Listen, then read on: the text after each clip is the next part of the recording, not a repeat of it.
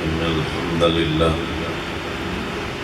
نحمده ونستعينه ونستغفره ونعوذ بالله من شرور أنفسنا ومن سيئات أعمالنا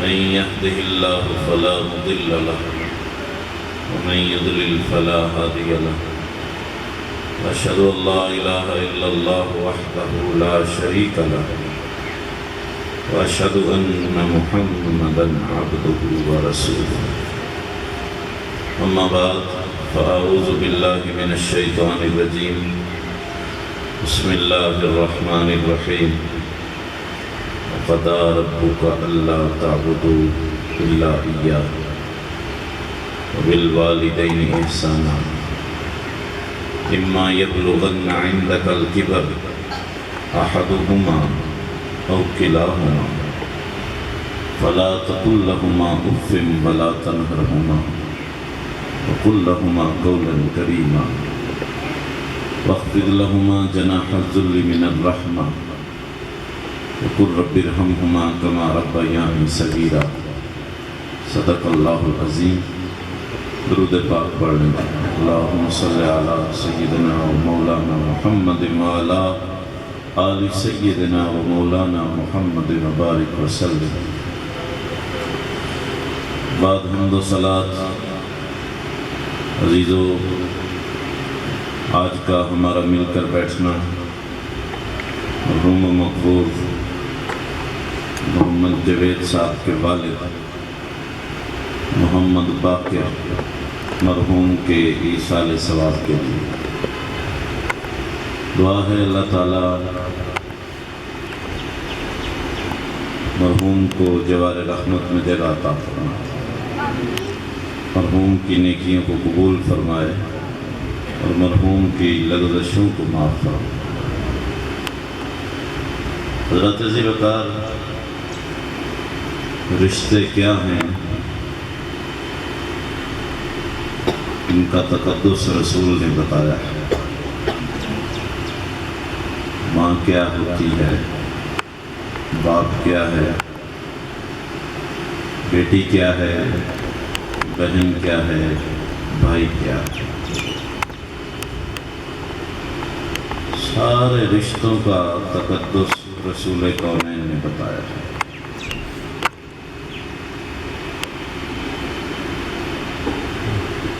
نور کے آنے سے پہلے ماں کا کوئی مقام نہیں تھا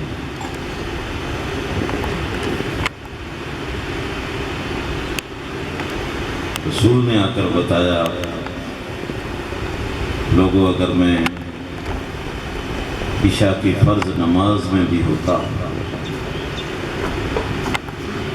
اور میں سورہ فاتحہ کی تلاوت بھی کر رہا ہوتا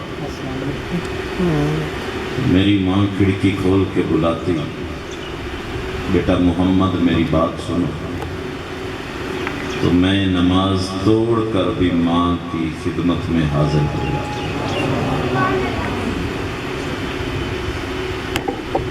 ماں کا مقام کیا ہے یہ حضور نے بتایا اور خود آپ صلی اللہ علیہ وسلم کی والدہ سیدہ آمنہ طیبہ طاہرہ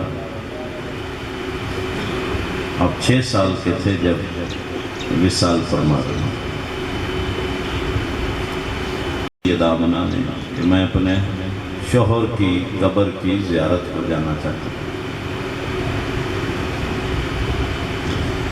چونکہ عبد المطلب کے جو نانکے تھے یہ مدینے کے تھے قبیلہ بنو نجار حضرت ہاشم گزرے سے مدینہ سے گزرے تھے شام جا رہے تھے تو حضرت ہاشم نے مدینہ سے گزرتے ہوئے بنو نجار کی ایک سلمہ نامی عورت سے شادی کی اور 1 مہینہ رہ کر فلسطین گئے اور وہاں غزہ میں جا کر حضرت ہاشم کا وصال ہوا اور مدینے میں حضرت عبد المطلب کی ولادت ہوئی مکے والوں کو پتہ ہی نہیں تھا کہ ہاشم کا کوئی بیٹا بھی ہے پھر جب 10-12 سال کے ہوئے تب جا کر مکے والوں کو پتہ چلا کہ عبد المطلب ہے مدینے میں. نام تو ان کا شیبہ تھا. مطلب چاچا تھا. چاچا لینے گیا تو لوگوں نے عبد المطلب کہہ دیا. مطلب کا غلام آ گیا. نہیں، فرمایا میرا بیٹا ہے، غلام نہیں. لیکن عبد المطلب ہی چڑھ گیا زبان. تو نبی کریم صلی اللہ علیہ وسلم ابھی ماں کے پیٹ میں تھے کہ مکے میں قید پڑا. حضرت عبد المطلب نے اپنے بیٹے حضرت عبداللہ جو حضور کے والد گرامی تھے انہیں اونٹ دے کر بھیجا کہ جاؤ مدینے میں میرے نانکے رہتے ہیں، وہاں سے یہ اونٹ کھجوروں کا بھر کے لے آؤ. کھجوراں لاد کے لایا اور مکے میں قید پڑا. حضرت عبداللہ حضور کے والد آپ سرکار مدینے جاتے ہیں. وہاں جا کر بخار چڑھا اور 1 مہینہ بیمار رہ کر مدینے میں وصال تھا. حضور ابھی ماں کے پیٹ میں تھے. یتیموں کو سہارا دینے والا در یتیم بن گیا. پھر 6 سال کے ہو گئے تو سیدہ آمنہ روتی رہتی تھی. زندگی گزارنے کے پتہ نہیں کتنے سہانے خواب سجا رکھے تھے، سارے ٹوٹ گئے. شوہر کے ساتھ چند دن کی زندگی تھی، پھر جدائی ہی جدائی اور رونا ہی رونا تھا. آخر کار جب دل پھٹنے کو آیا تو حضرت عبد المطلب سے اجازت مانگی کہ میں نے تو اپنے شوہر کی قبر کی زیارت ہی نہیں کی.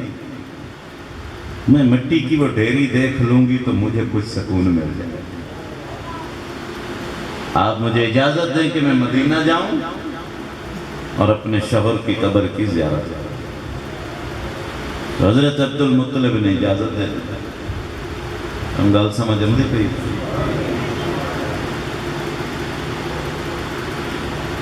تو وہاں گئی سرکار کو لے کر اور ناڑے کنیز بھی ہے ام ایمن. 1 مہینہ وہاں رہی. تاریخ نے یہ تو نہیں بتایا کہ کیا کیا باتیں ہوئی، لیکن قبر پہ جا کے جو کہنا تھا کہہ دیا. جو کیفیت بنی، روتی رہتی تھی. اور وہاں سے پھر طبیعت اتنی کمزور ہوئی کہ وہ ہارٹ اٹیک کی صورت بننے لگی. وہاں نبی پاک صلی اللہ علیہ وسلم نے بچوں کے ساتھ تالابوں میں تیرنا سیکھا. حضور فرماتے ہیں میں نے مدینے میں تیرنا سیکھا. تالابوں میں بچوں کے ساتھ سویمنگ کرتے تھے. یہ حضور کا پسندیدہ مشغلہ تھا بچپن میں. واپس آ رہی تھی تو مقام ابوا پہ حضرت آمنہ کی طبیعت خراب ہوئی اور اچانک ایسی بیمار ہوئی کہ جاں بر نہ ہو سکا. یہ ابوا مکے کے قریب ہے، 3 منزل، اور مدینے سے دور ہے 4 منزل. اور وہاں سرکار کی والدہ وصال فرمایا. آخری وقت حضور لیٹے ہوئے تھے ماں کے سرانے اور رو رہے تھے. تو ماں نے بلایا، سینے سے لگایا، اشاروں سے، بول نہیں رہی تھی. پوری قوت جمع کر کے ایک جملہ فرمایا، ولدت طہرا. یہ آخری لفظ سنا. بیٹا ہر ایک نے مرنا ہے، جو آیا ہے اسے جانا ہے، لیکن میں جا تو رہی ہوں اور اس خوشی کے ساتھ جا رہی ہوں کہ میں ایسا بچہ چھوڑ کے جا رہی ہوں جو پوری کائنات کو پاک کر کے رکھ دے. میں تاریخ کے اوراق میں مٹنے والی نہیں ہوں. میرا نام کبھی نہیں مٹ سکے گا. میرا نام ہمیشہ زندہ ہے. میرا بچہ بڑا کمال ہے. اور کیوں نہ ہو کہ سیدہ آمنہ کو جب یہ بچہ ملا تھا تو آپ فرماتی خرج منی نور، مجھ سے نور نکلا تھا. اور میں بیٹھی تو سرزمین مکہ پر تھی، لیکن اس نور کی چمک سے میں ملک شام کے محل بھی دیکھ رہی. یہ ولادت باسعادت کے وقت وہ انوار طلوع ہوئے کہ جنہوں نے شام تک کو روشن کر دیا، اور وہاں سرکار ماں سے جدا ہوتا ہے۔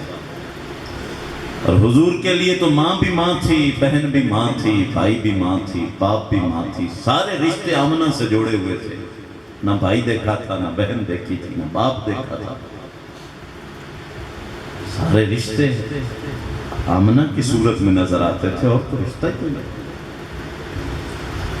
انہیں تو اللہ زندہ رکھتا، حضور کی بچپن دیکھتی، لڑکپن دیکھتی، جوانی دیکھتی، رشتے مانگتی، ڈولی لے آتی، سیرے باندھتی، انہیں تو اللہ زندہ۔ لیکن صحرائے عرب میں زیر زمین چلی گئی، اور سرکار دو عالم صلی اللہ علیہ وسلم لیٹتے تھے ماں کی قبر پہ، تو حضرت ام ایمن کہتی تھی حضور کا رونا ایسا تھا کہ لگتا تھا ابوا کے پہاڑ بھی رو رہے ہیں۔ پردیس میں جب کوئی کندھا نہ ملے نا سر رکھ کر رونے کے لیے تو انسان پھٹ جاتا ہے، کوئی رشتہ قریب۔ مکے میں ماں فوت ہوتی تو داد کے بیٹھے تھے، اور مدینے میں فوت ہوتی تو نان کے بیٹھے تھے۔ کوئی سنبھال لیتا ہے تو پھوپھیاں سنبھالتی، کوئی چاچے سنبھالتے، لیکن یہاں تو وہ کوئی کندھا بھی نہیں تھا سر رکھ کر رونے کے لیے۔ سرکار رو رہے تھے یا پہاڑ رو رہے تھے یا آسمانوں کی مخلوق رو رہی تھی۔ ماں کی جدائی ہوئی تو حضرت ام ایمن فرماتی قبر پہ بھی لیٹتے تھے، کئی دفعہ چھڑا کے بھاگ گئے، اور میں جاتی تو ماں کی قبر پہ لیٹے ہوتے، میں اٹھا کر لے آئی 6 سالہ بچے کو، حضرت عبد المطلب نے سینے سے لگایا، 3 مہینے تک کھاتے ہی کچھ نہیں تھے، تھوڑا دودھ کا گھونٹ پی لیتے یا کھجور۔ 2 سال دادے نے سنبھالا، اپنے ساتھ بٹھاتے تھے، چاچے کہتے تھے پیچھے ہٹو، عبد المطلب کی برابری میں کوئی نہیں بیٹھتا، تو آپ کہتے ہیں یہ بیٹھ سکتا ہے میری برابری میں، یہ میری جان ہے، چومتے اور جھولی میں رکھتے اور سینے سے لگاتے۔ اور پھر جب عبد المطلب کا بھی سال ہونے لگا تو 10 بیٹے کھڑے تھے عبد المطلب کے، 9 بیٹے کھڑے تھے۔ آخری وقت چارپائی پہ مکہ کا سردار پڑا ہے اور وقت آخر ہے، اور بیٹوں کے چہروں کو دیکھ کر کہنے لگا ابو طالب مجھے تم پہ اعتماد ہے، میرا بچہ تیرے سپرد ہے، اس کو کوئی تکلیف نہ آنے۔ باپ کی نگاہ انتخاب اٹھی ہے تو 9 بھائیوں میں ابو طالب پہ پڑتی ہے، خواجہ ابو طالب۔ اور پھر ابو طالب نے حد کر دیا،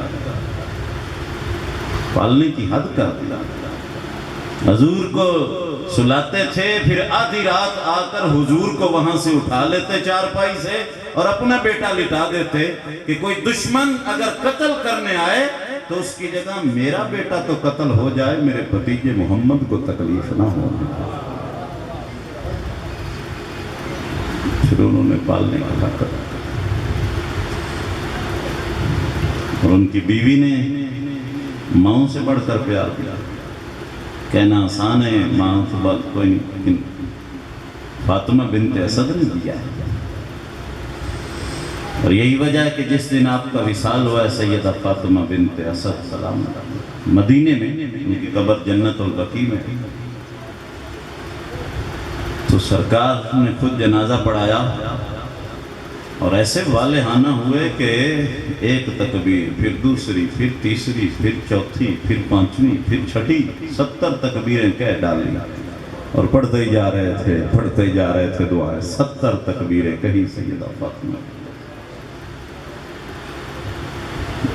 مستدرک حاکم کے اندر حدیث پڑھے، 70 تکبیریں پڑھی، اور پھر قبر میں خود لیٹے، پیچھے ہٹو، پہلے میری ماں کو بعد میں لٹاؤ، میں رسول پہلے قبر میں لیٹا ہوں۔ باطنی طور تو ہر قبر میں آتے ہوں گے، ظاہری طور صرف فاطمہ بنت اسد کی قبر میں لیتے ہیں۔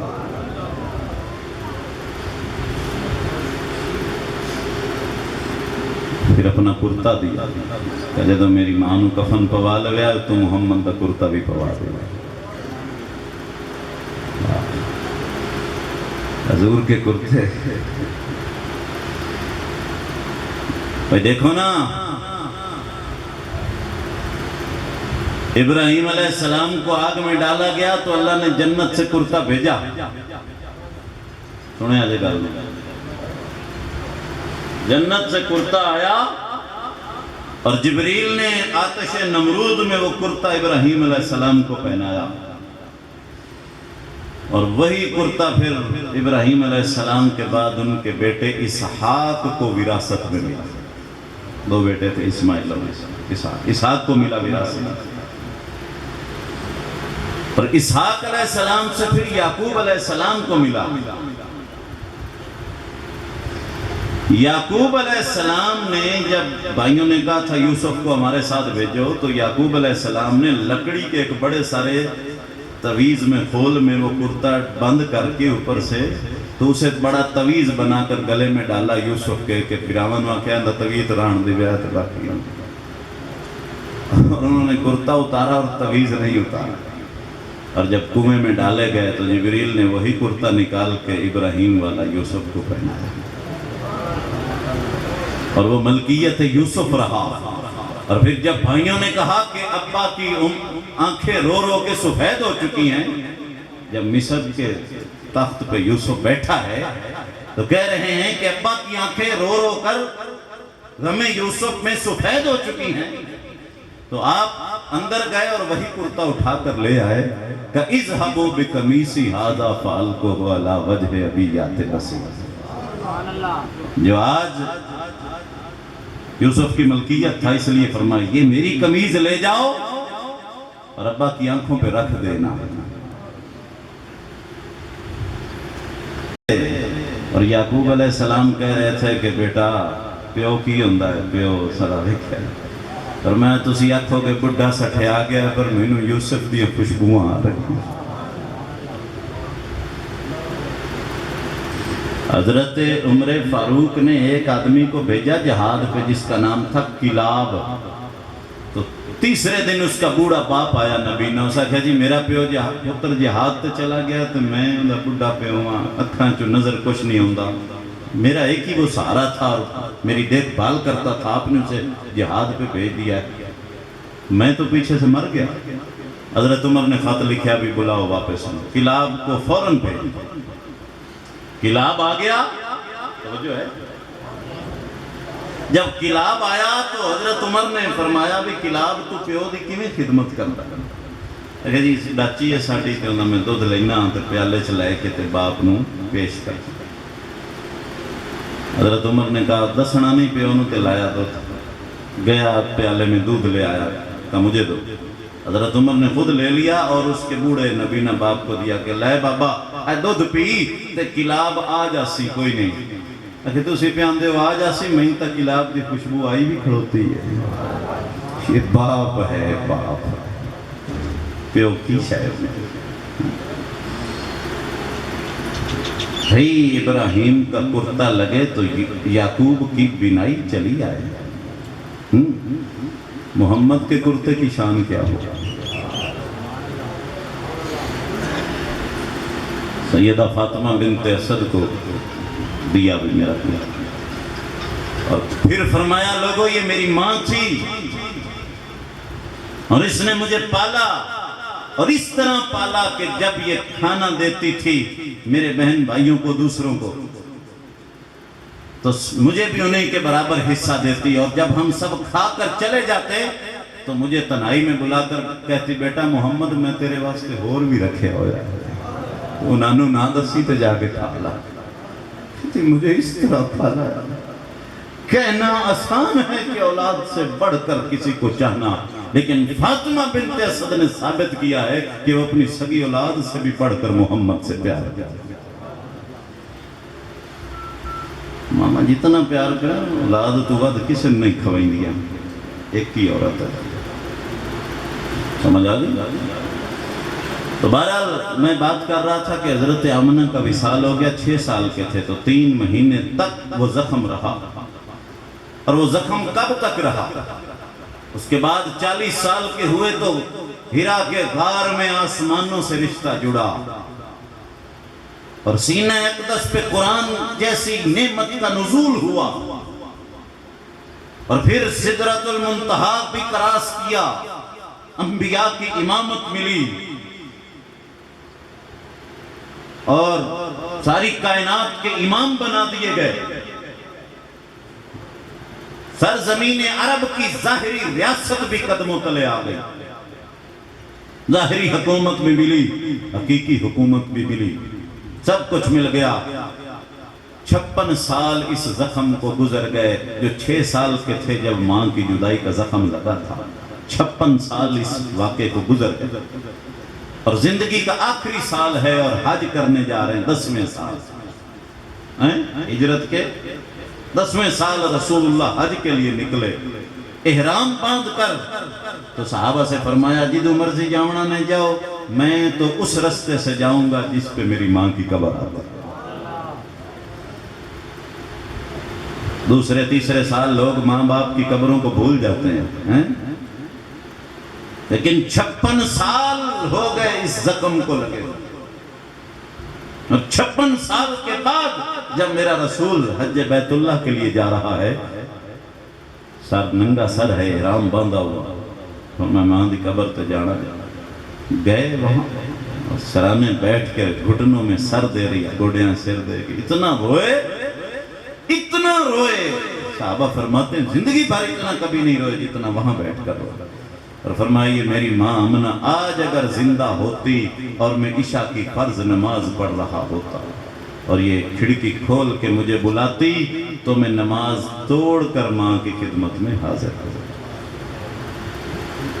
ماں کیا ہے؟ رسول اللہ۔ بیٹی کیا ہے؟ یہ رشتہ بھی رسول ہے۔ اس زمانے میں جب بیٹیوں کو زندہ دفن کیا جا رہا تھا، کسی کے گھر بیٹی پیدا ہوتی سوگ ہوتا، آنڈ گوانڈ والے اظہار نفرت کرتے، اور وہ باپ معاشرے کی تاب نہ لاتے ہوئے اپنی ہی بیٹی کو اپنے ہاتھوں سے جا کر زمین کھودتا اور اس کے اندر وہ چھوٹی سی بچی رکھتا اور اوپر مٹی ڈال کے دفن کر دیتا، اور جب گھر آتا تو اسے مبارکیں دی جاتی کہ بڑا اچھا کام کیتا ہے، مگر اللہ ایک ناسورا معاشرے کا نکل گیا، ایسی مبارکیں دی جاتی۔ اس زمانے میں جب اندھے کنویں اور گہرے گڑھے اپنے اندر ان معصوم بچیوں کی لاچاری کو لے کر ان کا مرثیہ پڑھ رہے تھے، اس زمانے میں منبر پہ ایک آواز گزری، فاطمہ تو بدعۃ منی، لوگوں فاطمہ میرے جگر کا ٹکڑ، جس نے اسے تکلیف دی اس نے محمد کو تکلیف دی، جس نے اسے راضی کیا اس نے محمد کو راضی کیا۔ بیٹیوں کا مقام متعین ہے، میرے جگر کا ٹکڑ۔ اور پھر اسی دنیا نے دیکھا جو کل تک بچیوں کو زندہ دفن کر رہے تھے، انہی گناہگار آنکھوں نے پھر دیکھا کہ جب میرے رسول کی بچی آتی ہے دو جہاں کا تاجدار اٹھ کر کھڑا ہو جاتا ہے، تعظیم کے لیے کھڑا ہو۔ اگر دن میں 10 بار بھی آتی ہے میرا رسول 10 بار اٹھتا ہے، بیٹی کا سر چوم کے اسے اپنی مسند پہ بٹھا رہا۔ باپ کیا ہے؟ رسول نے بتایا۔ ماں کیا ہے؟ رسول نے بتایا۔ بیٹی کیا ہے؟ رسول نے بتایا۔ بہن کیا ہے؟ رسول نے بتایا۔ بھئی آج عید کے دن چل رہے ہیں، جایا کرو، دیاں دی بھی خبر گیری کریا کرو، تو بہناں دی جایا کرو۔ بہنیں روزانہ لاکھ روپیہ خرچ بھی کرتی ہوں نا، تب بھی تیری 500 کی عیدی سے جو اس کے چہرے پہ مسکراہٹ آتی ہے وہ کروڑ سے بھی نہیں آتی۔ بہنوں کا خیال کیا کرو، تمہاری ایک مسکراہٹ سے ملنا بہنوں کے لیے زندگی کا پیغام ہوتا ہے۔ رسول اللہ صلی اللہ علیہ وسلم کی سگی بہن کوئی نہیں، لیکن سیرت موجود ہے، اسوہ ہے۔ دائی علیمہ لے گئی تھی، اس کی بیٹی شیمہ، یہ جب بنو سعد کا قبیلے کے ساتھ جہاد ہوا تو وہاں کچھ قیدی آئے قبیلہ بنو سعد کے، ان قیدیوں میں حلیمہ سعدیہ کی بیٹی شیمہ بھی تھی. شیمہ کہہ دیتے ہیں شیمہ لفظ زبر کے ساتھ، وہ بھی تھی. اور اس وقت وہ کہہ رہی تھی صحابہ کو لے جاؤ مجھے پکڑ کے، میں تمہارے صاحب کی بہن ہوں. انہوں نے کہا ساڑھے صاحب نال کوئی نہیں جمیا، وہ آمنہ کا اکیلا ہی تھا. کہنے لگی لے جاؤ پھر پتہ لگا. جب لے آئے تو سرکار کو دیکھ کر کہنے لگی اے محمد عربی آپ میرے بھائی ہیں، میں آپ کی بہن ہوں. کون ہے تو؟ جی حلیمہ کی بیٹی شیمہ، میں نے آپ کو کندھوں پہ اٹھا کے کھلایا. 4 سال کے تھے جب پلٹے ہیں، 2 سال ماں کے پاس رہے، اور اب وہ آخری عمر میں آئی ہے، ہجرت کے 9ویں سال، اور سفید بالوں والی ایک گڑیا ہے. تو کون ہے تو؟ شیمہ حلیمہ کی بیٹی، آپ کی بہن. کوئی نشانی ہے تیرے پاس؟ یہ سوال بھی بڑا دلچسپ ہے، جواب سنو تو سمجھ جاؤ کہ سوال کیوں کیا.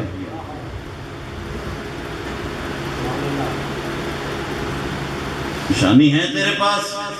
کچھ یاد کروانا چاہتے تھے کہ حضور کو بھی ایک واقعہ یاد تھا اور دیکھنا چاہتے تھے کہ اس نے یاد ہے. کہنے لگی نشانی ہے. آپ ایک چیز کا مطالبہ کرتے تھے اور وہ آپ کے لیے تکلیف دہ تھی اور میں نے آپ کو وہ نہیں دی، تو آپ نے غصے میں میری گردن پہ اپنے دندان کا نشان چھوڑا تھا، وہ آج تک میرے لیے مہر بنا ہوا. جب بچے نکلے، حضور نے جب یہ دیکھا تو اٹھے اور اپنی چادر کندھوں سے اتاری اور ادھر آؤ، پیر میرے نام. کھڑے ہیں آگے بڑے بڑے، ابو بکر کھڑا ہے ہاتھ باندھ کے، عمر عثمان بڑے بڑے صحابہ کھڑے ہیں، لیکن یہ شیمہ حضور کے ساتھ بیٹھی ہے. وہ دیکھ رہے ہیں کہ بہن کا کتنا احترام کر رہے ہیں. میں کی چاہنی ہے کہ میں نے قبیلے بھیج دے، بھیجا بکریاں دی، غلام دی، کنیز دی خدمت کے لیے. جا اور فرمایا جب کبھی تکلیف پہنچے تو چلی آنا، تیرے بھائی کا دروازہ ہر وقت تیرے لیے کھلا. بہنا ایک ہی ہے. اور ایک اور بہن ہے رسول کی، حضرت ام ہانی، کہ ابو طالب کی بیٹی، مولا علی کی سگی بہن ام ہانی. ام ہانی بڑا پیار کرتی تھی رسول سے بہنوں جیسا، اور اسی طرح دیکھ بھال کرتی تھی. حتیٰ کہ ام ہانی کے سسرال میں 2 آدمی وہ تھے جو رسول کے ایسے گستاخ تھے کہ جن کے ڈیتھ وارنٹ جاری ہو چکے تھے. مکے میں کئی لوگوں کو تو رسول اللہ نے فتح مکہ پہ معاف کر دیا. ابو سفیان کے گھر میں بھی کوئی پناہ لے لے تو اسے بھی معافی. اس تو بعد کیوں منع، جان کے دشمنوں کو معاف کیا. لیکن کچھ لوگ ایسے تھے جن کو معاف نہیں کیا. فرمائیے کعبہ کے پردے میں بھی لٹکے ہوں تو انہیں قتل کر دو. اور بخاری کے اندر آتا ہے کہ ابن قتل ایک ایسا گستاخ تھا جو غلاف کعبہ میں لپٹا ہوا تھا، اور اسے وہیں صحن حرم میں نکال کر غلاف سے اسے وہیں قتل کر دیا گیا. گستاخ رسول. یعنی کچھ لوگ ایسے تھے جنہیں فتح مکہ کے دن بھی 5-7 بندے ایڈے بدتمیز، انہیں معاف نہیں. سمجھ آ رہی بات؟ ابن قتل کو غلاف کعبہ کے پردے میں بھی قتل کر دیا. 2 آدمی ان میں ایسے تھے، ذرا یہ سننا. 2 آدمی ایسے تھے کہ جن کے ڈیتھ وارنٹ اسی طرح جاری تھے، اور انہوں نے حضرت ام ہانی کے چونکہ سسرال تھے، ان کے گھر میں آ کر پناہ لے لی اور کہا ام ہانی سانو بچا، اسی آج مار گئے، ہمارے لیے کوئی جائے پناہ نہیں بچی، تو ہمیں بچا لے، ہمیں پناہ دے. حضرت ام ہانی سسرال دے رشتہ داراں دا خیال کیتا کہ چلو میں تو انہوں پناہ دینا. پیچھے مولا علی آ گئے. مولا علی پاک کے ہاتھ میں ذوالفقار ہے اور آ گئے، نکالی ذوالفقار. ام ہانی کدھر ہے وہ؟ اکھے جی میں پناہ دے دیتے ہیں. کہ تم کی میں پناہ دے سکتی ہیں؟ ان کے تو ڈیتھ وارنٹ جاری ہیں. ہٹ جا راستے سے، میری تلوار کو پیاس بجھا لینے دے ان گستاخوں کی گردن سے، راستہ چھوڑ دے۔ کہ نہیں علی، میں انہیں پناہ دے چکی ہوں۔ کہ رسول اللہ فرماتے ہیں قتل کر دو، تو کہتی ہے میں پناہ دے چکی ہوں۔ کہنے لگی آپ صبر کریں، ہم چلتے ہیں رسول اللہ کے پاس، اگر حضور فرما دیں گے تو قتل ہی کر دے، اور اگر حضور نے میری پناہ کا خیال کر لیا تو پھر چھوڑ دے۔ تو جو ہے کہ سمجھ آ رہا ہے، یہ سکی بہن بھی نہیں ہے، سکیاں تو بہت محبت ہے۔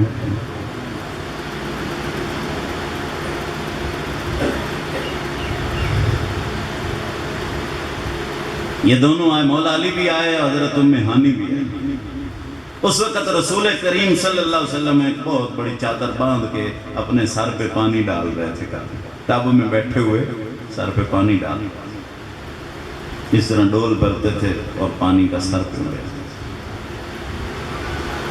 ٹھنڈا ہونے کے لیے پانی ڈال رہے تھے۔ یہ دونوں حاضر ہوئے اور سیدہ ام ہانی سلام اللہ علیہ نے عرض کیا یا رسول اللہ صلی اللہ علیہ وسلم، وہ دو آدمی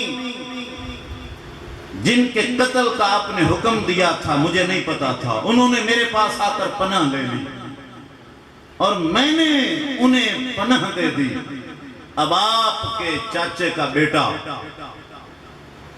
علی انہیں قتل کرنا چاہتا تھا، میں نے انہیں پناہ دے دی ہے، اور آپ کے چچا کا بیٹا انہیں قتل کرنا چاہتا ہے، آپ فرمائیں انہیں قتل کر دیا جائے یا میری پناہ جو ہے کارآمد ہے ان کے لیے۔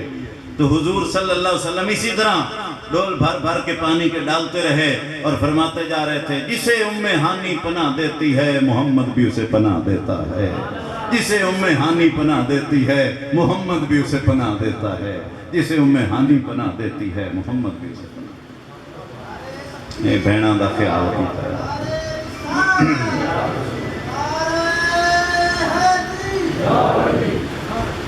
رشتے کیا ہیں اور ان کا تقدس کیا ہے، میرے رسول نے سمجھایا۔ خیال کیتا کرو بہنوں دا، دیاں دا۔ رسول نے تو حد کر دیا، ہر رشتہ سمجھا۔ اور باپ کا تو مقام ہی بہت بڑا، بے شک ماں کا مقام بہت زیادہ ہے، ماں کا ادب زیادہ ہے، مقام باپ کا زیادہ ہے۔ مسئلہ سمجھو، ماں کے قدموں تلے جنت ہے، اور بے شک ہے، حدیث میں ماں کے قدموں تلے جنت ہے۔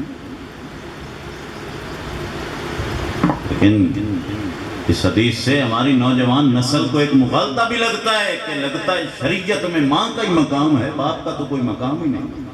ابا تو بس ویلا ابا ہی رکھیا گیا ہے، جنیاں حدیثاں ہیں یا جتنی آیتاں ہیں اماں واسطے ہیں، ابا تو بس ابا ہی رکھیا گیا ہے۔ ساڈا ایک بدتمیز جہا مولوی ہے تو بدتمیز، پر گل کسل بدتمیزی بھی پتے دی کر جاندہ۔ وہ آندہ ہے میاں ابا بھاویں کچھ بھی نہ دینے نا، ابا مڑ بھی وارے چینے، اس واسطے کہ کسی نے بھی کھا تو سکنے ہیں بھی ہے ساڈا پیو، یہ بھی ہوتی مہربانی کہ ساڈا پیو تا ہے۔ سمجھ آ رہی ہے؟ اپنا نسب تا دس سکنے ہیں بھئی اسیں بے نسبے نہیں ہیں، ساڈا کوئی پیو ہے، یہ مڑ بھی یہ بارے چینے۔ یعنی اس جملے میں وہ بڑا کچھ سمجھا گیا ہے، کدی سوچتے جا سوتے اندے وچ بہوں کو چینے۔ بہرحال ماں کے قدموں تلے جنت ہے، حاصل کیا کرو جنت۔ ایک صحابی چلا تھا، یا رسول اللہ جہاد تے جانا ہے، گھر کون ہے؟ آئیں بڑھڑی، چل واپس سنا قدمت ہے، اسی کی خدمت کر، یہی تیرا جہاد ہے۔ بتایا، ایک صحابی آیا، گناہ ہو گیا ہے، تیری ماں زندہ ہے یا نہیں؟ فرمایا خالہ زندہ ہے ہی، ماسی اسی کی خدمت کر، تیرا گناہ معاف ہو جائے۔ ماسی دی خدمت نال بھی کبیرہ گناہ معاف ہوندہ ہے، تے ماں دی نال تو مڑ ہور زیادہ ہوندہ ہے۔ جنت ہے ماں کے قدموں تلے، بے شک، لیکن کبھی یہ بھی سوچا کرنا کہ تیری ماں کی جنت کہاں ہے؟ نہیں سمجھے گا؟ تیری ماں کی جنت تیرے باپ کے قدموں تلے۔ حضور نے فرمایا وہ عورت جنت کی خوشبو نہیں سونگھ سکے گی جس سے اس کا خامد ناراض ہے۔ حالانکہ 500 سال سے دوری تو جنت کی خوشبوئیں ہوں گی، نہیں سونگھ سکے گی جس سے خامد کو راضی کر پھر جنت ہے۔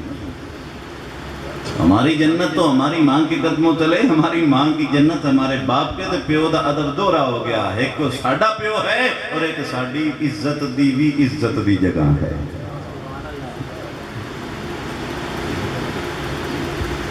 ساڈا قبلہ ساڈی ماں، ساڈے قبلے دا بھی قبلہ ساڈا پیو، سمجھے ہو گا؟ باپ کا بڑا مقام۔ رسول اللہ نے فرمایا باپ جنت کے دروازوں میں سے درمیانی دروازہ، جنت کا درمیانی دروازہ تیرا باپ ہے، بخاری کی حدیث۔ سورہ بقرہ قرآن پاک کی سب سے بڑی سورت ہے، ایک گائے کے نام پہ نازل کر دی۔ اس کا شان نزول ذرا سنو، ابن کثیر نے لکھا ہے، امام جلال الدین سیوطی نے بھی لکھا ہے۔ ایک نوجوان تھا، تجارت کرتا تھا، تو ایک تاجر اس کے پاس ایک ہیرا بیچنے آیا، ہیرا۔ تو کہا کتنے میں خریدے گا؟ اس نے کہا جی 80,000 میں خریدوں گا۔ اس نے کہا ٹھیک ہے میں نے منظور ہے، 80,000 دے تے لے لے۔ اب وہ گھر آیا، آ کر ماں سے کہنے لگا ماں میری تجوری کی چابی کہاں ہے؟ میں نے یہ ہیرا خرید لیا ہے۔ ماں کہنے لگی بیٹا چابی تو تیرے باپ کے سرانے کے نیچے ہے اور تیرا باپ سو رہا ہے۔ اب وہ باہر نکلا اور اس سے کہنے لگا ہیرے والے سے نہیں میاں آج لے جا، آج میں نہیں خرید سکتا، کل آ جانا، میں کل خریدوں گا، اس لیے کہ میرا باپ سو رہا ہے اور چابی اس کے سرانے کے نیچے ہے اور میں باپ کو بیدار نہیں کر سکتا۔ اس نے کہا انج کر بھی 10,000 گھٹا دے، 70,000 میں لے لے، مجھے آج ضرورت ہے لہذا مجھے 70,000 دے دے اور ابھی خرید۔ اس نے کہا تو 10 گھٹاتا ہے میں بڑھاتا ہوں، کل آ جانا 90,000 دے دوں گا۔ سمجھ آ گئی کیا؟ اس نے کہا 60 دے دو لیکن آج ہی خریدو، اور گھٹایا۔ اس نے کہا کل آ جا میں ₹1,00,000 دے سا۔ یہ گھٹاتا جا رہا تھا، وہ بڑھاتا جا رہا تھا۔ خیر جب سودا نہ ہوا وہ چلا گیا ہیرا لے کر، حالانکہ اتنا سستے میں مل رہا تھا، بہت منافع مل رہا تھا، وہ تو نہ ملا، لیکن اللہ کو اس نوجوان کے باپ کا ادب، باپ کی نیند کا احترام اتنا پسند آیا کہ اسی رات ان کے گھر میں ایک گائے تھی، اس نے ایک بچڑی دی، وہ بچڑی بعد میں بڑی ہوئی اور سونے کے وزن پر بکی، اللہ نے اس کا گھر بھی سونے سے بھر دیا اور اس کا قصہ قرآن کی سب سے بڑی صورت بنا کر لوگوں کے لیے۔ اس دا موڈ ماں پیو دی نیند دا احترام، اور پھر آگے لمبا واقعہ تفصیل میں وہ قرآن مجید میں وہ گائیں بڑی ہوئی، بندہ قتل ہوا تھا موسیٰ کے زمانے میں، نشانیاں پوچھ دے رہے، آخر کار نشانیاں لمبا قصہ، اور پھر وہی گائے، اسی گائے میں وہ ساری نشانیاں پائی گئی، اسی نوجوان کی۔ اس نے کہا میں تو سونے دے وزن تے بیچنی، وہ لے آئے سونا، اس کے برابر سونا تولا انہوں نے اور لے آئے، تو موسیٰ نے آکھنے لگے گاں تو لب گئی ہے پر وہ ساڑی رڑی گئی ہے، ان کی کریے ذبح کرو، ذبح کر کے اس کا گوشت لگایا گیا تو وہ مردہ زندہ ہوا اور اس نے اپنا قاتل بتایا۔ یہ ہے سورہ بقرہ، یعنی جس نے باپ کی نیند کا احترام کیا اور ماں کے مشورے کا لحاظ کیا، اللہ نے اس کی دنیا بھی آباد کر دی، اس کی آخرت بھی بن گئی۔ اس کا قصہ سورہ بقرہ بنا۔ سمجھ آ رہی بات؟ اور ایک نوجوان آیا رسول اللہ کے پاس، پتہ نہیں بے حسابہ میں شروع ہویا بیٹھا تو اڈا ٹائم کی بیٹے میں چاہتا 11:15 ہوئے کھانے 11 کا 10 بس گل ختم، ایک گل چھوڑ لو۔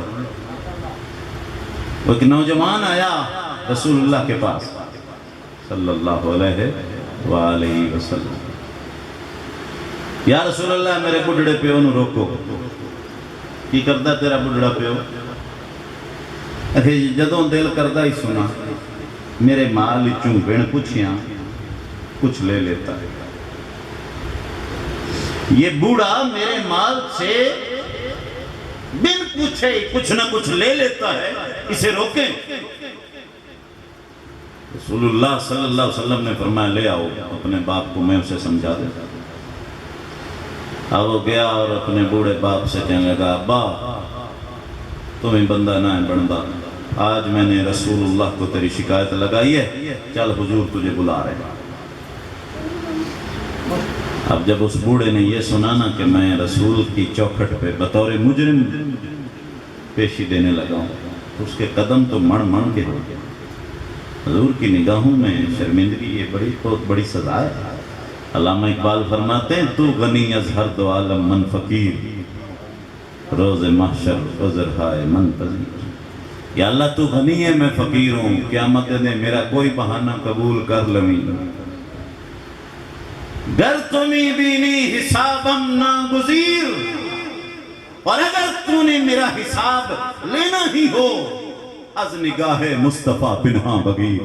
یا اللہ مر میرے نبی دے سامنے نہ لویں میرا حساب، حضور دی آنکھاں تو چھپا دے، یہ اپنے نبی کے سامنے بڑی شرمندگی ہے۔ تو اب حضور کی نگاہوں میں حضور کے آگے بطور مجرم بوڑھا پیش ہونے کے لیے جب اٹھا نا تو اس کے قدم ماڑ ماں سکے، واہ پوتر حضور دی آنکھاں چ گرا دیتا ہی میں نے۔ یہ کہہ کر وہ بوڑھا اٹھا اور چلتا جا رہا تھا، لیکن قدم اس کا مڑ مڑ کا۔ رستے میں ٹوٹے ہوئے دل سے کچھ اشعار اس نے سوچے، دل میں عرب تھے، اشعار تو ان کی گھٹی میں تھی، دل میں کچھ شعر سوچے اس نے، پوتر دیس سے رویے تھے۔ حضور کی چوکھٹ پہ پہنچا تو جبریل پہلے آ گئے، یا رسول اللہ اس بوڑھے کا فیصلہ بعد میں کیجئے گا، اس سے پوچھئے کہ جو شعر تو نے رستے میں سوچے ہیں، جو تیرے اپنے کانوں نے بھی ابھی نہیں سنے، ذرا پہلے وہ سنا پھر تیرا فیصلہ کروں۔ سرکار نے جب یہ فرمایا تو بوڑھا کہنے لگا، یا رسول اللہ یقین اگے بھی تو اڈے تے بڑا ہا، ہون ہور ود گیا ہے، تسی تا دلان دیاں گلاں بھی جان لیں گے۔ یا رسول اللہ جب یہ مجھے آپ کی بارگاہ میں مجرم بنا کر لا رہا تھا تو میرے دل سے یہ ہوک اٹھ رہی تھی، وہ اشعار عربی میں اس نے غزوتک مولودا ومنتک یافعا تؤل بما اجنی علیک وتنہل اذا ضاقتک بالسقم لیلتا لم ابت لسقمک الا ساہرا اتململ ترکت به دونی فأینای تحمل فلما بلغت السن والغایت اللتی۔ مطلب 8 اشعار ہیں، ان کا مفہوم یہ ہے کہ پتر تو نے مجھے مجرم بنا کے پیش تو کر دیا، لیکن تو بھول گیا کہ جس دن تو پیدا ہوا تھا میں نے اپنے لیے جینا اسی دن چھوڑ دیا، میں نے اپنے لیے جینا اسی دن چھوڑ دیا اور تیرے لیے جینا شروع کیا۔ چندی اولاد بھی ہے ماں پہ انہوں کانڈتے ہیں، بڑھاپے جی مفلوج ہو تو چندے ماں پہ بھی ہیں، پر اولاد جدو چندی ہے نا بڑھاپے جو نہ انہاں دے مرن دی دعاواں کر دی، ماں پہ جدو بچپنے چٹھان دن ان دی زندگی دیاں دعاواں کر دی، جیندہ رہے ہیں تو خوش بسے ہیں تو وڈا ہوئے ہیں تو جوانی ہیں۔ بیٹا جب تو پیدا ہوا تھا میں نے اسی دن اپنے لیے جینا چھوڑ دیا تھا اور تیرے لیے جینا شروع کیا، میری ہڈیوں سے رس نکلتا رہا اور تیری ہڈیوں کو سیراب کرتا رہا۔ میری کمر کی ہڈی ٹیڑھی ہوتی گئی اور تیری کمر کی ہڈی مضبوط ہوتی گئی۔ میری زندگی کے درخت کے پتے جھڑتے گئے، اب تیری زندگی کا درخت سرسبز و شاداب ہوتا رہا۔ تیری زندگی کے اس درخت کو زمانے کی گرم و سرد ہواؤں سے بچانے کے لیے میں نے اپنا سینہ آگے کیے رکھا اور تجھے محفوظ رکھا۔ تجھے زمانے کی گرم و سرد سے بچایا جائے۔ اور آج جب یہ درخت تناور ہو گیا اور اس کا سایہ پھیل گیا تو مجھے لگا کہ میں بھی اس سائے سے کچھ ٹھنڈک حاصل کروں گا، لیکن تو نے سائے میں کیا، تو نے تو قریب دھوپ میں بھی نہ بیٹھنے، تو نے تو وہ رویہ بھی نہ اپنایا جو ایک پڑوسی دوسرے پڑوسی کے لیے اپناتا۔ یا رسول اللہ اس سے پوچھئے کہ وہ میرا مال تھا، میں نے جیسے یہ جوان ہوا اس کو مالک بنا دیا، وہی میرا مال اس کی ملکیت ہے۔ اور آج میری حالت یہ ہے کہ مجھے 2 وقت کی روٹی نہیں ملتی، اور جب بھوک سے بلبلاتا ہوں تو اس کے مال سے اتنا اٹھاتا ہوں جس سے میں پیٹ بھر سکوں، اور اگر کوئی بچ جائے تو اسی کے بچوں کو کھلا دیتا ہوں۔ یہ میرا قصور ہے اور یہ میرا جرم ہے۔ حضور نے جب یہ سنا تو آپ کی آنکھوں میں آنسو آ گئے اور اس نوجوان کو فرمایا، میں ڈگری کرتا ہوں کہ آج کے بعد تیرا مال تیرے باپ کا ہے اور تو بھی اپنے باپ کا ہے۔ یہ محمد کا فیصلہ ہے، یہ حضور نے ڈگری فرمائی۔ اس لیے والدین کی خدمت کیا کرو، والدین کی خدمت، ان سے بڑی نعمت کوئی نہیں ہے۔ اوپر رب ہے، زمین پہ ماں باپ ہے، اس سے بڑے رحیم سائے اور خود نہیں۔ اس لیے والدین کے ساتھ حسن سلوک کرو، درگزر کرو ان کی سختیوں سے۔ ایک صحابی نے پوچھا تھا، یا رسول اللہ والدین ظلم کریں تو پھر کیا کریں؟ فرمایا اگرچہ ظلم کریں، وہ ظلم کی حد بھی کر دیں تو حسن سلوک کی حد کر دیں۔ یہ اللہ ان سے پوچھے گا کہ تم نے ایسا کیوں کیا؟ تم نہیں پوچھ سکتے، اولاد نہیں پوچھ سکتے۔ اس لیے والدین کا ادب و احترام کرو۔ اللہ ہمیں عمل کی توفیق عطا کرے۔